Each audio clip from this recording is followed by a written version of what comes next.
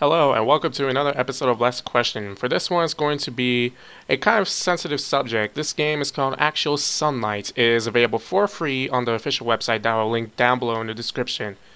There's a reason why I say it's a sensitive subject, because this game has a lot to do with the actual subject of depression and thoughts of suicide. So if you are quite sensitive about that kind of subject, I recommend that you shut down this video, wipe it from your memory, do whatever the hell you can, just avoid this video if you are really sensitive on that kind of subject. Because from what I've read, it touches really hard on that kind of subject. Anyways, from what I've seen so far in the screenshots, it looks like it was made in RPG Maker of some kind. In fact, the icon actually tells me that it was made in RPG Maker, RGSS3A. That sounds like some sort of RPG Maker file. Alright. So let's go ahead and start a new game. We'll find out exactly what this game is like. Why kill yourself today when you could master... Really? By Evan Winter. Okay. I know what you are thinking. Why keep getting up day in and day out, even though your life is going nowhere?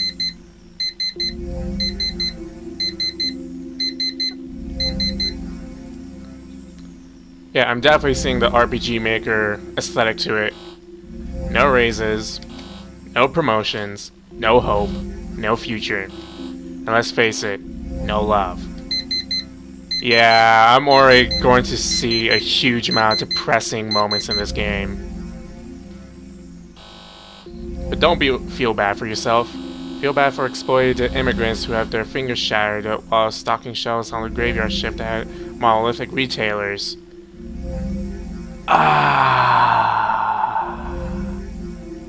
All the feels I'm getting right now.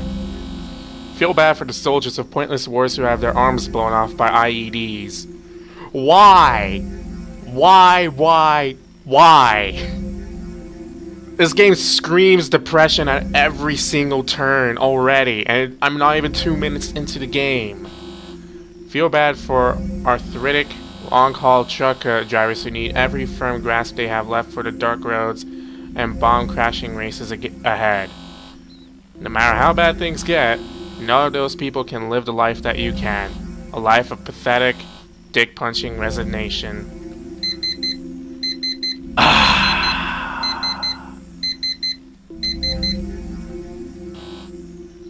You are lucky. You have food, you have water, and you have shelter.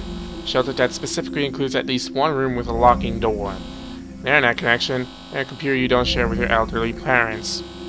No king leaves you too exhausted from one type of hammering to indulge in another. No bishop lives to tell you not to bash yours. There has never been a better time in the history of mankind to be completely, cripplingly, devastatingly alone.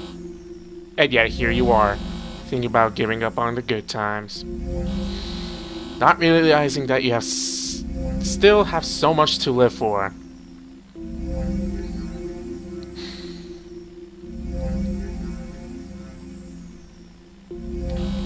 That there is still so much to...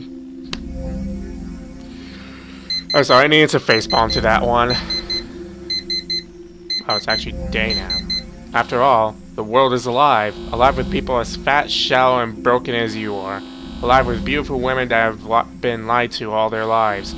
We get on buses bound for your pornography. What? Alive with the seething sadness of our breaking dreams, and I hope that you read these words and realize that there is still so much inside of you, just waiting to come out. I hope you promise yourself to live to see the day that you truly fall in love at first sight. Lock your eyes onto a look you've waited a lifetime to see. Hit the pause button, take a deep breath, and know what it would like to be wanted. Even if it isn't for the right reasons, by anybody. If only for a moment.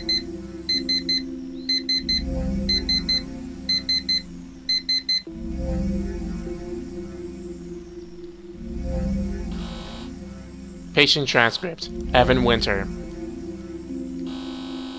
Doctor, why did you set your alarm clock for 5 AM every morning even though you would never get up for it? Why hit snooze for 2 hours? I wanted to start exercising. I mean, look at me. I had to. Then why didn't you? I don't know. I guess the night before, you feel like tomorrow will be different. Every night you think tomorrow's the day you're going to do it. Start exercising. Start everything. Use arrow keys to move. Z to interact, X to save and quit, Alt Enter to expand to full screen. I'm not going to expand to full screen right now because actually I'm using the Bandicam timer while it's in windowed mode so I could tell how long I've been recording. Alright. What is this? Review, Awake. The Something Awful Forms by Red Winter 47. Posting this review because I think the community that has built up around this game is nothing but a moronic circle joke. Oh, he's reviewing Alan Wake.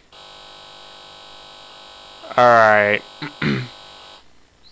People have taken the fact that some false silver of artistic credibility and blown it out to ridiculousness as a way of feeling bad about something that we all know is true about video games. That they are shitty, an aesthetic way that we have spent our shitty, anesthetized lives. It's not great that the game has 10 different endings that require over 100 hours of average playtime to see. That's just a way of making you feel like you could be special, which is exactly what you never have. It's not romantic that the game deals with broad themes of loneliness and despair. You are actually alone. You are actually in despair. Okay, so he's not reviewing Alan Wake. Instead, he's reviewing some completely different game. Probably this one. Except this game does not take 100 hours and does not have... Well, it probably does have 10 different endings.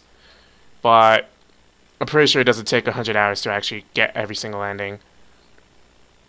Alright, so right now I gotta say that just from 6 minutes of playing this game, I'm already just feeling really depressed. This game is really, really depressing at every moment. And you know, I gotta say this right now, this game does not come around very often. Well, this type of game does not come around very often. Many games these days are usually really, they're sometimes depressing, but they always leave you with a sense of accomplishment at the end. Games like these are very rare. The only other game that I could think of at the top of my head with this kind of thing would be Spec Ops: The Line. The story mode of that game, that was just depressing as hell. It just made you feel guilty at every turn. It doesn't help that the main character was being such a dick to his teammates. But hell, he's a soldier, he does what he has to do, but god damn, the shit that you see in that game, that just makes you feel guilty for everything you did in that game. And the game does not let up on that. And I have a feeling that this game, Actual Sunlight, is going to do the same thing. You know there's nothing romantic about it. None of it includes a longing gaze into the moonlight. It's just pizza pops and a perversion until you have a stroke and your parents spend their retirement looking after you. Finally, it's not filled with rich, textured characters whose relationships and dialogue will pull at your heartstrings. It's hours of endless drivel that proffers completely childish conceptions of intimacy and togetherness for the sole and pondering purpose of tricking you to the fake warmth of delusionally believing that you relate to something that you only wish you did. There's actually a lot of truth to this article right now. There is a lot of truth to it. Where some people will literally play games just to be able to, I don't know, create a story in it to escape from their own reality, which I would say is a good thing because sometimes their realities are pretty shit. So why the fuck not?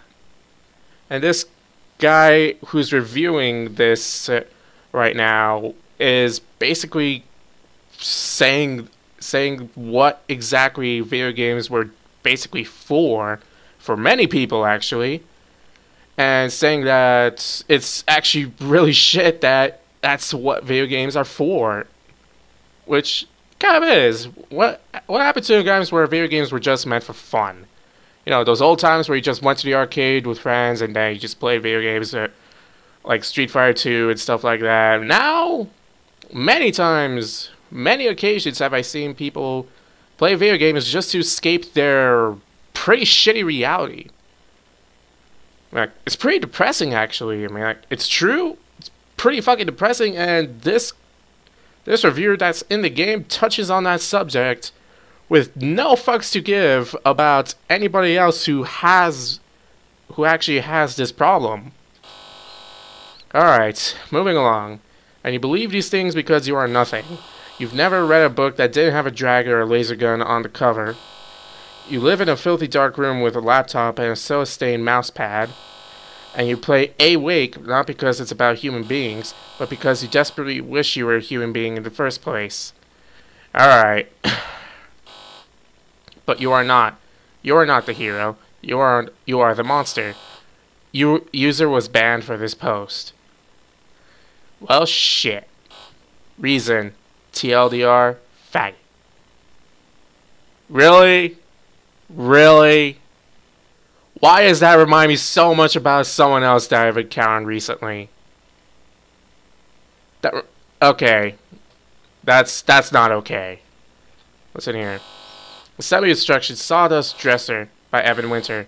Attempt to open box. Failed to do so. And rip corrugated cardboard into pieces until dresser parts are exposed. Consider insistence of two-person assembly to be personal indictment of character and discrimination towards sad loners. Modern homophobic indignities about uppity Scandinavians and their perfect little shoebox existences. Figure out the assembly of dresser will require actual tools, and not just syringe-thin Allen key. Run downstairs to a convenience store that thrives on overpriced sundries for emasculated condominium man children. Buy knockoff Chinese screwdrivers for 3 times normal retail price. Assemble dresser, periodically stopping to drink alone and stretch out to re-aggravate lower back injuries.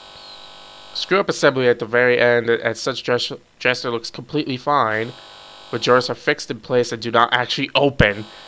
Turn structure around completely, exposing rear side of dresser, and remove top drawer entirely, rendering entire dresser as giant open hole. Realize that nobody will probably ever see how fucked up this is. That it wouldn't be a criteria if any girl was actually willing to come here in the first place. And that you're probably just going to leave all your clothes hanging over first or stuck in the dryer anyways. Live with it. That's really depressing, man. That is really depressing. So tired.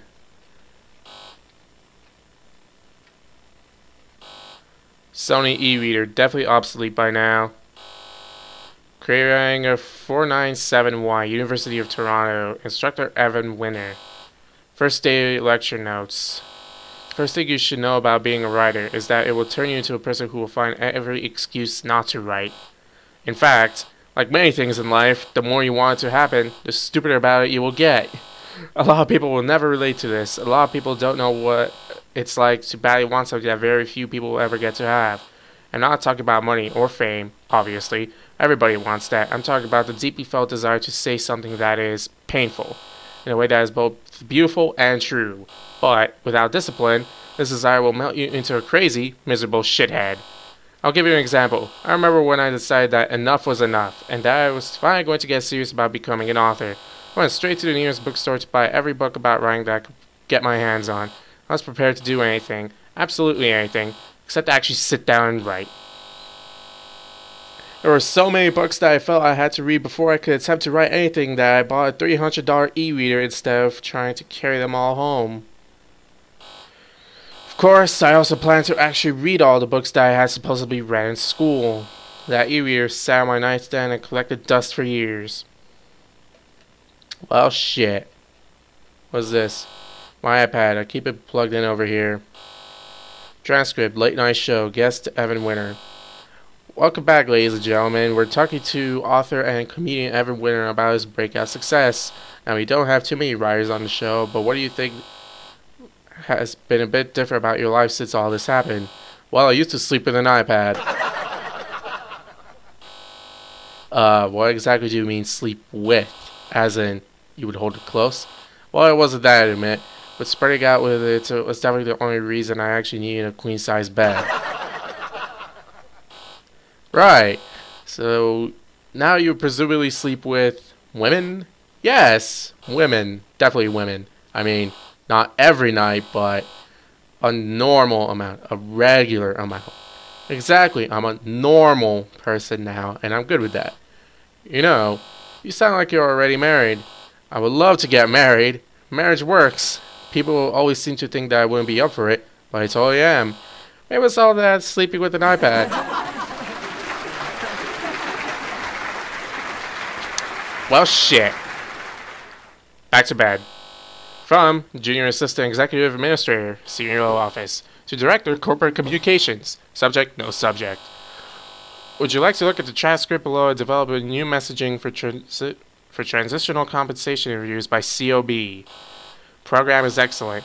So the problem is obviously in how your shop is telling HR to pitch it. Begin transcript. HR VP, thanks for coming in this morning, Evan. Sure.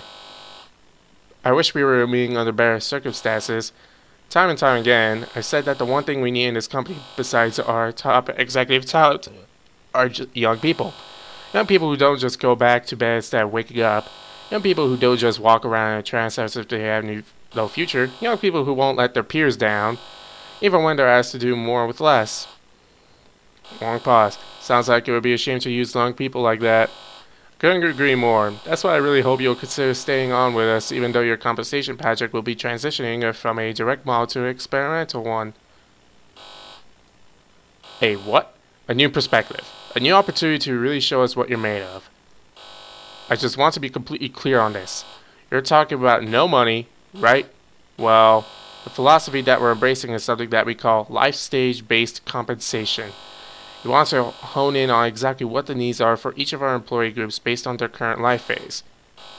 So, for an employee of your age and demographic profile, we know that all you're really looking for is mentorship, energy drinks, and a very, very high quality of work that will give you exposure to the professional environment that you're looking for.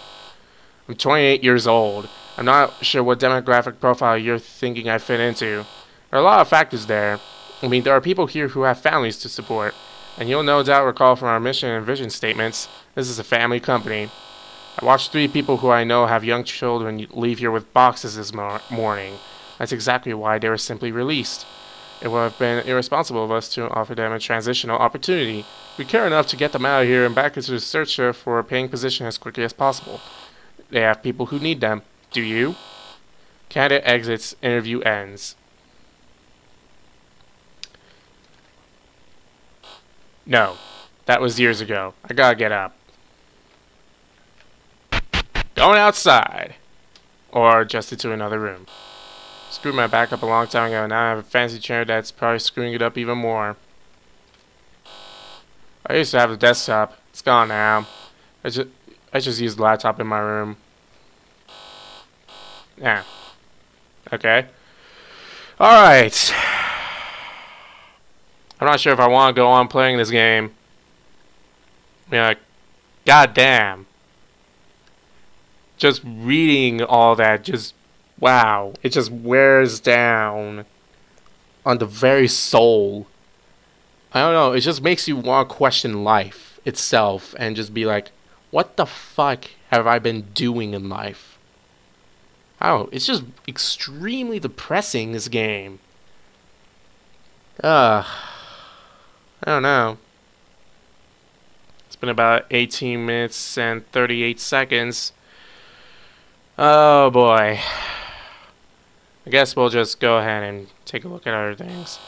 PS3, this is the only reason I even own a TV. Store use this as a de facto garbage bin for anything that won't actually rot. It's filled with plastic bags from Shoppers Drug Mart at the moment. What about the TV? No cable. I tried an antenna, but all I picked up was static and infomercials. I'm still sure Rogers is charging me for it somehow. Never used this. I'll take a shower first. Where's your shower? Shouldn't go to work until I take a shower and have something to eat. Alright, take a shower. This place may be disorganized, but there are some things you gotta keep clean. Patient transcript, Evan Winter. What is your earliest memory of disliking yourself? When I was 15 or 16, I shaved for the first time, immediately.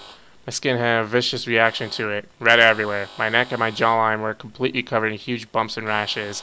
I didn't come out of my room for hours. I hate looking in mirrors or being in pictures to this day. Are you sure it wasn't just poor technique? People always ask that, or at least look like they're thinking it, but no. I tried everything. It's like piano wire stabbing your face out from the inside, and it survives beyond every four-figure shotgun solution in existence. And what happened after you came out? Nothing really, but I knew what it meant. This was high school. You saw those kids with horrifically scarring acne, and it isn't like this looked any better. Then on, I knew it was going to be one of those guys that girls would look away from for the rest of my life. That would be a very painful thing to believe. I guess it's the first time that I realized that you could just get dealt a shitty hand, that there could be something wrong with you, and that no matter what, you would never be able to do anything about it. In a way, I think you were lucky to get as far as you did without learning that. Think of all the reasons in the world you could have learned that sooner, reasons that could have been much worse. I don't really know what to say about that. You only live life as yourself. Yeah, that's really where most of the problems about depression originates, really.